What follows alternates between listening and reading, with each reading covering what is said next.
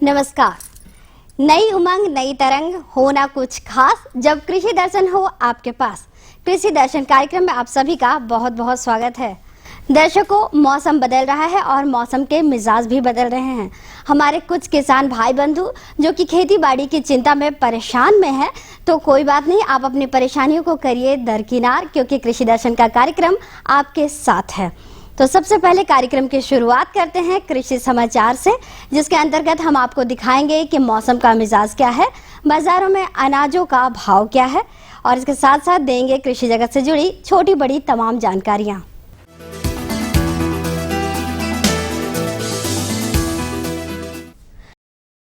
नमस्कार, कृषि समाचार में आपका स्वागत है। मैं हूं हिमांशु शेखर। आइए देखते हैं आज कृषि समाचार में क्या है खास। राज्य के किसानों को खेतीबाड़ी की नई और वैज्ञानिक कृषि तकनीकें सिखाने के लिए चलाया जा रहा है प्रशिक्षण कार्यक्रम। ड्रिप सिंचाई पद्धति एवं स्प्रिंकलर सिंचाई पद्धतियों को अपनाने वाले किसानों को किया जा रहा है लाभान्वित। छोटे खेत या बगीचों की जुताई के लिए उपयोगी है मिनी पावर बिडर।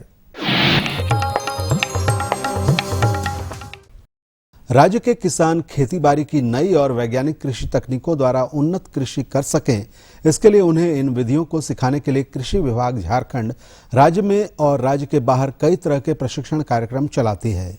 ये कार्यक्रम क्या है, आइए लेते हैं इसकी जानकारी संबंधित अधिकारी से। किसानों के लिए प्रशिक्षण का जो कार्यक्रम है वो पूर्णतः आत्मा की ओर से संचालित किया जाता रहा है। इसमें प्रशिक्षण 3 तरह के प्रशिक्षण हैं। जो भी इच्छुक किसान हैं वो प्रशिक्षण प्राप्त करना चाहते हैं तो उनके लिए भी प्रशिक्षण की व्यवस्था है। वो अपने प्रखंड स्तर के बीटीएम, एसएमएस, प्रखंड कृषि पदाधिकारी के माध्यम से आवेदन करेंगे और प्रखंड स्तरीय जो कमेटी है वो उनकी अनुशंसा करके जिला स्तर पर उनका नाम प्रस्तावित करेगी और उसके आधार पर उन्हें प्रशिक्षण में शामिल किया जाएगा। जल बचाने में सक्षम ड्रिप सिंचाई पद्धति एवं स्प्रिंकलर सिंचाई पद्धतियों को किसान अपना सकें, इसके लिए राष्ट्रीय सूक्ष्म सिंचाई मिशन के अंतर्गत कृषि एवं गन्ना विकास विभाग झारखंड योजना चला रही है। इन सिंचाई पद्धतियों को अपनाने वाले किसानों को योजना के तहत लाभ पहुंचाया जाता है। जल की बचत करने के लिए ये आवश्यक है कि हम प्राप्त जल का उपयोग बहुत ही सोच समझकर करें। कृषि वैज्ञानिकों ने भी सिंचाई में जल की बचत को लेकर ड्रिप इरिगेशन और स्प्रिंकलर सिंचाई पद्धतियों की खोज की, जो कि आधे से अधिक सिंचाई जल की बचत करता है। कृषि विभाग के भूमि संरक्षण के अंतर्गत चलाई जा रही योजना में इन सिंचाई पद्धतियों को अपनाने के इच्छुक कृषकों को लागत का 75% राशि योजना के अंतर्गत दी जाती है और शेष 25% राशि किसानों को वहन करना पड़ता है।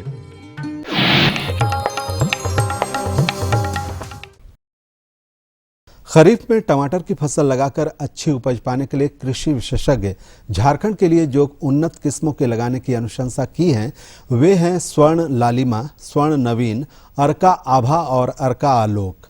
इन किस्मों को लगाकर कृषक अच्छा मुनाफा प्राप्त कर सकते हैं।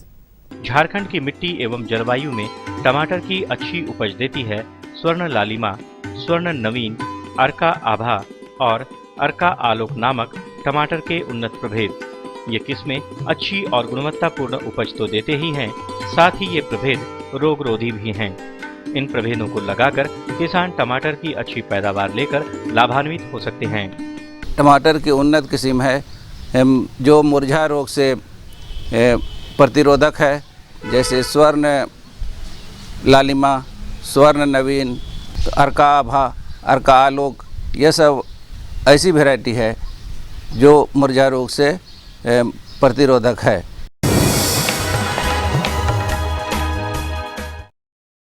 फूलगोभी की फसल पर डायमंड बैकमोथ नामक कीट लगते हैं। ये कीट फल और पत्तों को खाकर फसल को नुकसान पहुंचाते हैं। इस कीट पर नियंत्रण कैसे पाएं, आइए जानते हैं बेहतर तकनीक में। फूलगोभी की फसल पर डायमंड बैकमोथ नामक कीट प्रमुख रूप से लगते हैं। ये एक हरे रंग का कीड़ा होता है जो फल एवं पत्तों को खाकर उसे नुकसान पहुंचाता है। इसका तुरंत नियंत्रण नहीं करने पर ये पूरी फसल बर्बाद कर देते हैं। डायमंड बैकमोथ के नियंत्रण के लिए 1 मिलीलीटर साइपरमेथ्रिन दवा का 1 लीटर पानी के हिसाब से मिलाकर फसलों पर 10 दिन के अंतराल पर 2 से 3 छिड़काव करना चाहिए। अभी फूल गोभी बंद गोभी लगा है तो इसमें कीड़ा का मुख्य जो कीड़ा है इसमें वो आपका डायमंड बैक मोथ बोला जाता है। हरा कीड़ा रहता है, छोटा रहता है, दोनों इसका नुकीला रहता है दोनों छोर, जिससे पहचान सकते हैं किसान भाई। तो इसके लिए किसान भाई साइपरमेथ्रिन करके दवा आता है, इसका 1 ml प्रति लीटर पानी मिलाकर उसको छिड़काव करें 10 दिन के अंतर पर 2 से 3 बार, तो इसका पूर्ण नियंत्रण हो जाता है।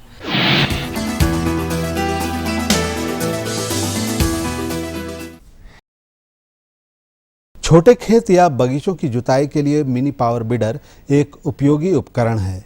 यह ट्रॉली नुमा उपकरण छोटे भूभागों में आसानी से जुताई कर उसे किसी भी फसल को लगाने के लिए तैयार कर देता है। ये ट्रॉली नुमा दिखने वाला उपकरण छोटे खेतों एवं बागीचों में जुताई करने के काम में आता है। इसका नाम है मिनी पावर बीडर। स्थानीय लोग इसे मिनी ट्रैक्टर भी कहते हैं। कृषक इस उपकरण की सहायता से खेत की जुताई कार्य को कम समय में आसानी से निपटा सकते हैं।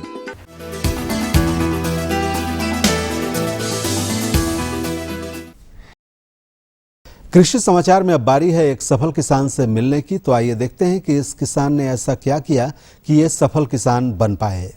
लोहरदगा जिले के कुड़ू प्रखंड स्थित एक छोटे से गांव चंदलासो में रहते हैं ये शख्स। इनका नाम है अभय कुमार सिंह और पेशा है खेतीबाड़ी। आज ये अपने क्षेत्र के सफलतम किसानों में गिने जाते हैं और दूसरे किसानों के लिए प्रेरणा स्रोत हैं। ये खेतीबाड़ी के साथ साथ अपना एक डेयरी फार्म भी चलाते हैं, जिससे उन्हें अतिरिक्त और अच्छी कमाई हो जाती है। आज इनका पूरा परिवार कृषि पर ही निर्भर है और खुश है। मैं अभी ये 10 संकर नस्ल का गाय पाल रहा हूँ और ये बहुत दिन से मैं करते आ रहा हूँ, ये डेयरी फार्म चला रहा हूँ।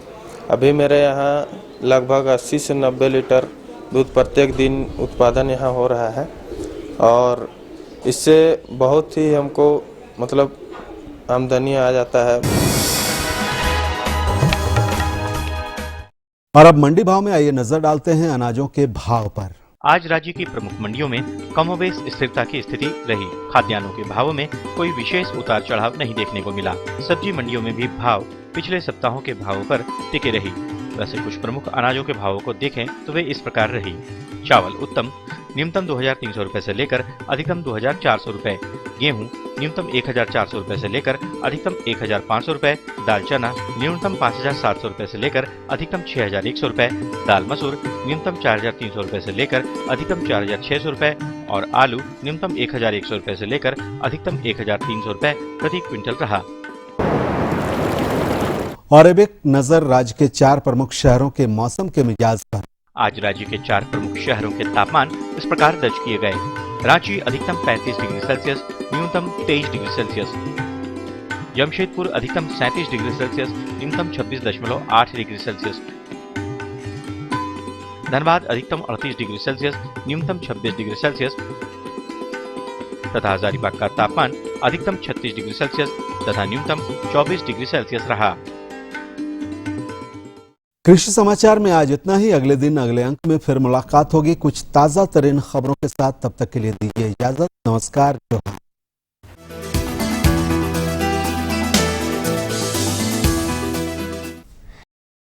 ये लो और बताओ। बस। अरे ये क्या भैया जी, बस इतनी सी रासायनिक खाद? किसानी छोड़ रहे हो क्या? किसानी नहीं, नादानी छोड़ रहे हैं। मिट्टी की जांच कराई है।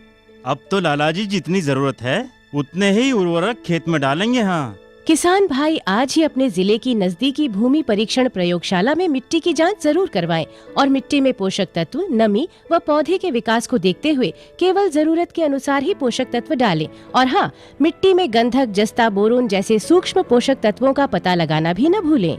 उर्वरक और जैविक खाद के सही उपयोग से भूमि का उपजाऊपन बनाए रखें, उत्पादकता बढ़ाएं, खर्चा घटाएं और बहुमूल्य विदेशी मुद्रा बचाने में भी सहयोग दें। और हाँ, धीमी गति से नाइट्रोजन उपलब्ध कराने वाले उर्वरकों जैसे नीम लेपित यूरिया को प्राथमिकता दें और यूरिया का पत्तों पर छिड़काव करें। अरे वाह, तू तो सचमुच समझदार हो गया रे। अधिक जानकारी के लिए संपर्क करें जिला कृषि अधिकारी या किसान कॉल सेंटर।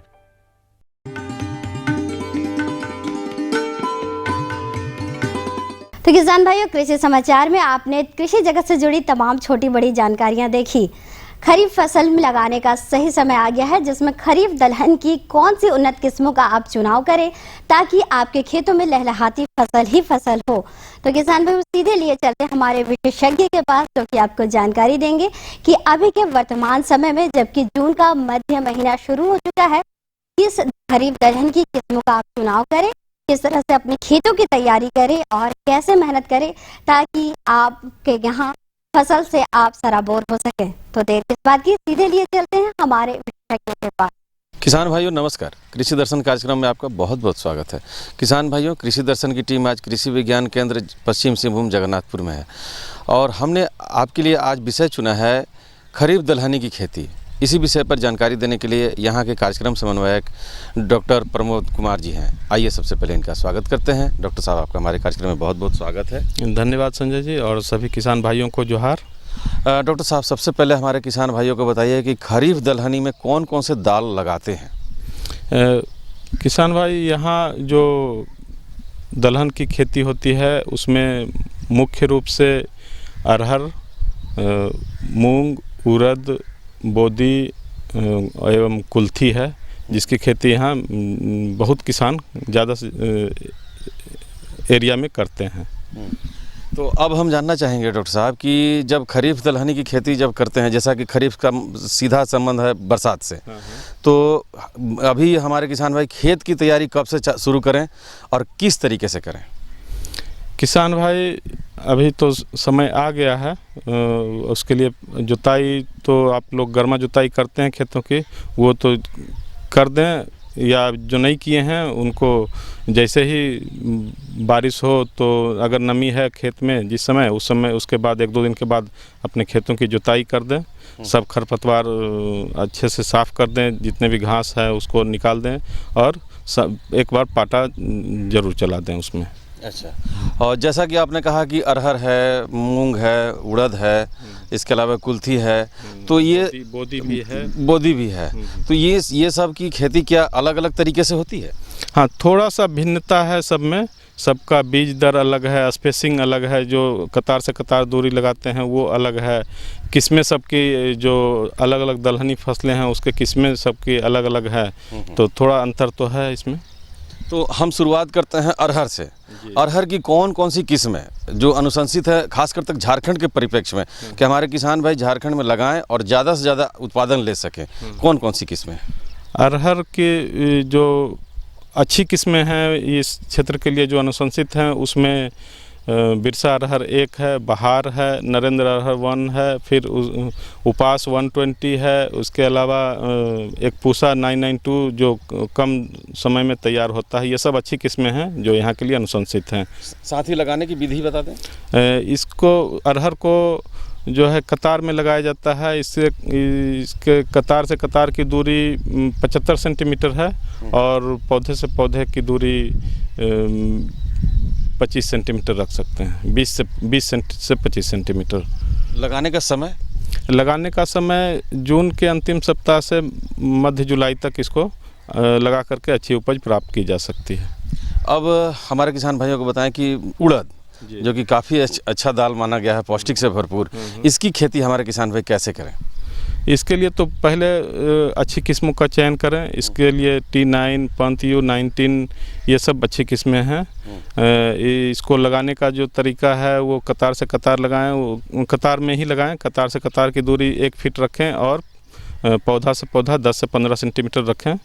और इसके अलावा जो है अनुशंसित खाद जो रासायनिक खाद है, और इसके पहले आप कंपोस्ट या गोबर खाद जो देते हैं वो दें, जितना आपके पास उपलब्ध है भरपूर मात्रा में दें तो अच्छी उपज इससे ले सकते हैं। और मूंग की खेती किस तरीके से करें? मूंग और उड़द की खेती में बहुत समानता है। उसके लिए पहले तो है कि मूंग जो है अच्छी किस्मों का उसके लिए चयन करें। मूंग की अनुशंसित किस्म जो यहाँ के लिए है वो पूसा विशाल है, जिसका कि खरीफ में हम लोग खेती करते हैं, इससे अच्छी उपज मिलती है। अभी आपने चर्चा की थी कुल्थी की, जो कि हमारे झारखंड में काफ़ी प्रचलित दाल है। इसकी खेती हमारे किसान भी कैसे करें? इसकी खेती जो है वो कतार में लगाएं। यहाँ तो किसान भाई ऐसे छींट देते हैं, जो हुआ सो हुआ। लेकिन इसके लिए जो तरीका है, वैज्ञानिक तरीका है, उसमें आप कतार से कतार की दूरी 1 फीट रखें और पौधा से पौधा 10 से 15 सेंटीमीटर रखें।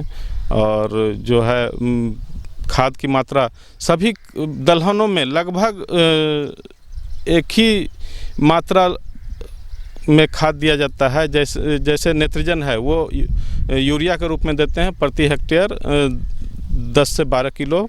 उसके बाद जो है DAP देते हैं वो 80 से 110 किलो के आसपास प्रति हेक्टेयर। और जो पोटास है वो 40 किलो MOP के रूप में देते हैं प्रति हेक्टेयर लगभग सभी दलहनों में। हाँ। तो जैसे कि आपने बताया कि सब दलहनों में उर्वरक की मात्रा है। हाँ। तो अब जब हमारे किसान भाई जब खेत में लगा देंगे तो सब दलहनी में कुछ न कुछ कीट व्याधि का तो प्रकोप होता ही होगा। तो बारी बारी से हमारे किसान भाइयों को कि अरहर में क्या लगता है, उड़द में क्या लगता है, मूंग में क्या लगता है, कुल्थी में क्या लगता है, कृपया जानकारी दें। दलहन में खास करके जो कीट लगता है वो है फल छेदक। तो इसके नियंत्रण के लिए कुनालफॉस 1 लीटर प्रति हेक्टेयर के दर से आप छिड़काव करें। और दूसरा जो इसमें बीमारी लगता है वो है उकठा रोग। तो इसके नियंत्रण नहीं, इसके लिए तो पहले बीज उपचार करें ताकि इसमें उकठा रोग लगे ही ना। ठीक है। अभी आपने चर्चा की बीजोपचार की। तो अरहर का तो आपने बता दिया कि उकठा रोग बीजोपचार से नहीं लगेगा। लेकिन ये बीजोपचार से और सभी दालों में क्या फ़ायदा होता है? ये बीज उपचार का भी एक सिद्धांत है FIR। F मतलब कि सबसे पहले फंजीसाइड या उसको फफूंदनाशी बोलते हैं। पहले सभी बीजों को फफूंदनाशी से उपचार करना चाहिए। ये इसके लिए है कि 2 ग्राम जो फफूंदनाशी है कार्बेंडाजिम प्रति किलोग्राम बीज के दर से इसको उपचारित करें।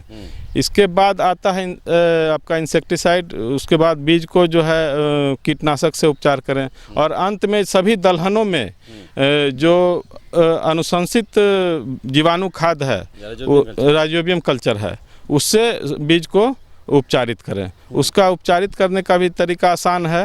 आप 200 ग्राम गुड़ को आधा लीटर पानी में खौला करके ठंडा कर लें। उसके बाद 1 हेक्टेयर के लिए जो बीज लगेगा उसके लिए 5 पैकेट राइजोबियम कल्चर को घोल में मिला दें और उसके बाद बीज में सान करके आधा घंटा छाया में रखें और तुरंत उसकी बुआई करें। ये जो राइजोबियम कल्चर है सभी दलहनों के लिए अलग अलग किस्म जो स्ट्रेन है वो अलग अलग आता है और ये कृषि विश्वविद्यालय के मृदा विज्ञान विभाग में उपलब्ध रहता है। अच्छा, इसके अलावा और कोई रोग व्याधि लगता है? मुख्य रूप से तो इसमें व्याधि उकठा रोग ही है। इसका नियंत्रण आप जो है बीज बुआई के पहले बीज उपचार से ही करें। तो देखा किसान भाइयों, डॉक्टर साहब ने कितनी अच्छी जानकारी दी खरीफ दलहनी के बारे में। मुझे आशा ही नहीं बल्कि पूर्ण विश्वास है कि आप इससे लाभान्वित हुए होंगे।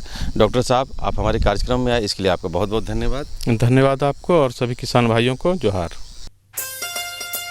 अम्मा खाना दे दो ना। सबर कर गोलू, अभी दाल नहीं गली है। तू फिक्र ना कर गोलू की अम्मा, अब की बार अपनी दाल खूब गलेगी। क्या मतलब जी?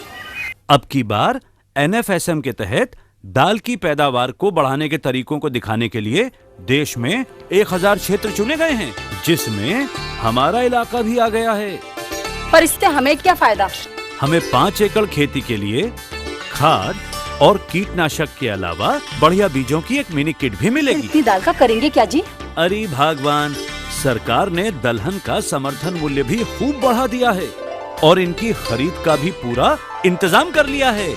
इससे आमदनी बढ़ेगी और फिर हमारा गोलू अच्छे स्कूल में जाकर के कृषि वैज्ञानिक बनेगा। हाँ,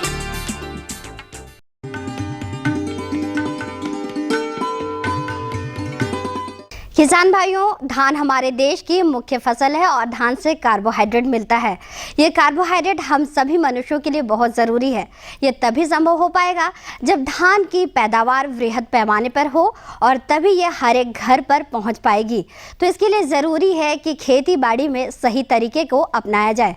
अक्सर देखा जाता है कि गर्मी के समय में हमारे खेत सूखे पड़ जाते हैं। ऐसे में ज़रूरी है कि आप सूखे में धान की नवीनतम तकनीक को यदि अपनाएं तो सूखे खेतों में भी आप धान की खेती बड़े ही सरलता के साथ कर सकते हैं। अब आपके मन में सवाल उठ रहा होगा कैसे, तो वही कृषि दर्शन का कार्यक्रम जब आपके साथ है तो ये कैसे क्यों को आप हटा दीजिए और आज के इस कार्यक्रम में हम आपको लिए चलते हैं सीधे हमारे उस विशेषज्ञ के पास जो कि जानकारी दे रहे हैं कि सूखे खेत में धान की नवीनतम तकनीक कैसे अपनाएं और कैसे पाएं ढेर सारा लाभ। किसान भाइयों नमस्कार, कृषि दर्शन के इस कार्यक्रम में आपका बहुत बहुत स्वागत है। किसान भाइयों, आज हम मौजूद हैं कृषि विज्ञान केंद्र पश्चिम सिंहभूम जगन्नाथपुर में। आज हम जानेंगे कि सूखे खेत में धान की बुआई के संबंध में, इसी संबंध में हम जानकारी देने के लिए आज हमारे साथ है कृषि विशेषज्ञ सनत कुमार सेवैया जी। आइए हम इनका स्वागत करते हैं। सनत जी, इस कार्यक्रम में आपका बहुत बहुत स्वागत है। नमस्कार जी। सनत जी, हम ये जानना चाहते हैं कि सूखे खेत का तात्पर्य क्या है? जी, तो किसान भाई, सूखे खेत का मतलब है जैसे हम लोग ज़्यादातर गीला खेत में हम लोग बुआई करते हैं या तो आपस में रोपनी करते हैं, बुआई भी करते हैं। लेकिन इस एरिया में आपका खासकर पश्चिमी सिंहभूम एरिया में क्या करते हैं तो सूखे में खेती करते हैं, बुआई करते हैं। मतलब कि आपका पानी अभी गिरा नहीं है, बरसात आने से पहले ही आपका मई से 15 मई के बाद से आपका बुआई शुरू हो जाता है, तो इसको हम लोग सूखा खेती बोलते हैं। जी जी ये तो हो गई सूखे खेत के तात्पर्य के बारे में। अब सूखा विधि और छींटा विधि, जी इधर अधिकतर देखते हैं कि किसान लोग माने छींटा विधि प्रयोग करते हैं, तो सूखा विधि और छींटा विधि दोनों में क्या अंतर है? जी, यहाँ सूखा विधि अभी जानते नहीं किसान, यहाँ पर ज़्यादा सिर्फ छींटा विधि करते हैं। तो छींटा विधि में क्या करते हैं किसान, छींट देते हैं, मतलब बीज लिए और छींट दे जाते हैं। एक बार जुताई किए और छींट दिए और उसको एक बार पलट दिए, तो वैसे करते हैं। और आपका भी जो नया हम बता रहे हैं सूखा में बुआई करना, तो इसमें क्या करते हैं हम लोग लाइन से बुआई करते हैं। हल के पीछे कर सकते हैं, या तो यहाँ आजकल तो हल उतना चलन में नहीं है, आजकल ट्रैक्टर से ज़्यादा आपका जुताई होता है, तो ट्रैक्टर से जुताई भी करते हैं। तो क्या होता है आपका ट्रैक्टर के पीछे हल जब चलता है तो उसके पीछे पीछे आपका नाली बन जाता है। तो सूखा खेती में वही करते हैं हम लोग, उस नाली में ही बुआई करते हैं। तो उस नाली का आपका करीब 20 सेंटीमीटर दूरी होता है, तो उसमें हम बुआई करेंगे। बुआई करने से पहले, बीज का बुआई करने से पहले हम लोग गोबर खाद उसी नाली में देंगे। पहले गोबर खाद दिए, फिर इसी में आप अगर देना चाहते हैं रासायनिक खाद भी देना चाहते हैं तो उसी में दीजिए, उसी नाली में दें। अब इसके ऊपर हम लोग क्या करते हैं, बीज का बुआई कर देंगे। बीज को हम लोग बहुत पतला, मतलब बहुत दूर दूर थोड़ा सा गिराते हैं। छींटा में क्या करते हैं, यहाँ बहुत घना छींटते हैं। 1 एकड़ के लिए यहाँ पर कोई 50-60 किलो तक छींटा करते हैं। तो इसमें हम लोग इस विधि से जो लाइन से सोइंग करेंगे या लाइन से बुआई करते हैं, इसमें बहुत कम बीज लग जाएगा। आपको 15 से 20 किलो ही आपको लगेगा, क्योंकि इसमें हम दूर दूर बुआई करेंगे और पौधा से पौधा और लाइन से लाइन की दूरी भी ज़्यादा है, तो इसलिए यहाँ पर बहुत कम आपका बीज लगेगा। अब बुआई करने के बाद हम पाटा चला देंगे, बहुत हल्का जो पाटा होगा, हल्का वाला पाटा, उसको चला देंगे। या तो आपको झाड़ी है तो झाड़ी से आप उसको झाड़ू मार दीजिए ऊपर, तो आपका जो बीज गिरा है सब ढक जाएगा। और यह पाटा चलाते समय एक बात आपको ध्यान रखना होगा, जिस सीध में, जिस डायरेक्शन में उसका लाइन है उसी डायरेक्शन में पाटा चलाइए। अगर आप क्रॉस चलाइएगा तो वहाँ पर आपका मिट्टी ज़्यादा दब जाएगा, बीज आपका ज़्यादा अंदर दब जाएगा, तो उसको निकलने में प्रॉब्लम हो जाएगा, या तो नहीं निकल पाएगा, अंदर आपका सड़ जाएगा। तो ये चीज़ ध्यान रखना है, उसमें हल्का पाटा चलाना है और उसी लाइन के सीध में चलाना है, क्रॉस नहीं चलाना है। तो इस तरह से चला दिए। अब उसके बाद जब बारिश होगा तो कब जब आना है आएगा, क्योंकि जब तक अब बारिश नहीं होगा तो जब तक बीज भीगेगा नहीं आपको अंकुरण नहीं होगा। तो आपका इधर जनरली 12-15 जून के बाद आपके बारिश होती है, तो वहाँ पे हम लोग उसके बाद बारिश होगी, उसके बाद तो उसका अपने से निकल जाएगा। तो इस तरह से उसको सूखा खेती हम लोग करते हैं। सनत जी, इस विधि से अगर हमारे किसान भाई खेती करें तो इससे उनको कितना फ़ायदा होगा? जी, फ़ायदा आपका करीब करीब डबल हो जाएगा। आप जो छींटा कर रहे हैं ना, उससे आपका डबल हो जाएगा। यहाँ पर अगर छींटा का बोलें तो मुश्किल से 6 या 7 क्विंटल प्रति एकड़ उपज होता है। अगर इस तरह से करें तो आपका बहुत आराम से 20-25 क्विंटल तक आ जाएगा आपका उपज, और खर्च में भी आपका बहुत कमी हो जाएगा। खर्च में जैसा आपका पहला कमी हो गया बीज में, जहाँ आप 50-60 किलो छींटा कर रहे थे, अब इसमें आपका 15-20 किलो ही लग रहा बीज, वहाँ आपका बचत हो गया। इस तरह से आपका बचत हो जाएगा। और आपका उर्वरक जो आप दे रहे थे, छींटा पहले करते थे, छींटा में आपका ज़्यादा उर्वरक लगता था, और इससे लाइन में करेंगे तो आपको उर्वरक बचत हो जाएगा। बचत तो हो रहा है, साथ में आपका जो जितना दे रहे हैं उसका पूरा उपयोग हो जाएगा, क्योंकि ये आपके जो है ये खाद है वो नीचे है, उसके ऊपर आपका बीज है, तो उसका जड़ निकलेगा, डायरेक्ट आपका खाद मिलेगा, वहाँ चलेगा। पहले हम छींटते थे तो बीज यहाँ पर है और खाद दूसरा जगह है, तो उसका उपयोग नहीं हो पाता था, बहुत सारा आपका खाद आपका बेकार जाता था। तो इस तरह से आपका फ़ायदा होगा। इस विधि में एक सवाल आती है कि खरपतवार का नियंत्रण हमारे किसान भाई कैसे करेंगे? जी, तो इस विधि में खरपतवार तो होने का चांस तो ज़्यादा रहता है, क्योंकि हम लोग इसमें हम लोग मतलब क्या बोलते हैं, कादो तो करते नहीं है जी, सूखा खेती। जी, सूखा खेती है। तो इसमें क्या करते हैं, अगर 2-3 बार पहले ही जो दिए खेत को सूखा में ही, मतलब गर्मी में, तो आपका घास का समस्या तो आधा तो वहीं पर हल हो जाता है। अगर निकला तो उसमें हम लोग खरपतवार नाशक दवा का इस्तेमाल करेंगे, है ना। तो खरपतवार नाशक का अलग अलग तरीक़ा से हो सकता है, जैसा छींटा करने के बाद तुरंत सप्ताह भर के अंदर कर सकते हैं। उसके लिए भी है 2,4-D ब्यूटाक्लोर है, प्रिटलाक्लोर जैसा दवा है। अगर हम बाद में करना चाहते हैं, उस समय नहीं कर न सके, तो बाद में करना चाहिए 20 दिन या 25 दिन या महीना के बाद, 1 महीना के बाद, तो उस समय दूसरा दवा देंगे। जैसे उस समय देना पड़ेगा हमको 2,4-D देना होगा, या तो 20 पेरीबैक देना पड़ेगा। तो ये दवा देंगे तो आपका जितना भी घास है वो सब आपका मर जाएगा। और ये है, किसानों को डर रहता है कि अगर उस दवा देंगे तो मेरा धान भी मर जाएगा, लेकिन वैसी बात नहीं है। धान आपका मरेगा नहीं, सिर्फ घास मरेगा, ये है उसका खासियत, यही है। तो हम दवा दिए तो आपका जो घास मरेगा, घास फिर वही आपका वहीं पर खाद बन जाएगा। तो इस तरह उधर से भी आपको फ़ायदा हो जाएगा। इससे हमारे किसानों को भी ज़्यादा फ़ायदा हो जाएगा। हमारे किसान भाइयों को आपने इतनी अच्छी जानकारी दी, इसके लिए आपको बहुत बहुत धन्यवाद। तो किसान भाइयों, आज के इस कार्यक्रम में हमने बहुत सारी जानकारियां देखी, लेकिन यदि आप नए किसान बंधु हैं जो कि पशुपालन से जुड़ना चाहते हैं, या फिर पशुपालन के बाद अब आप खेती की ओर रुख कर रहे हैं, तो बहुत सारी समस्याएं मुंह बाए खड़ी होती है। तो ऐसे में घबराएं नहीं, सीधे कागज़ कलम उठाएं, अपने सवालों और सुझावों को लिख डालिए हमारे इस पते पर।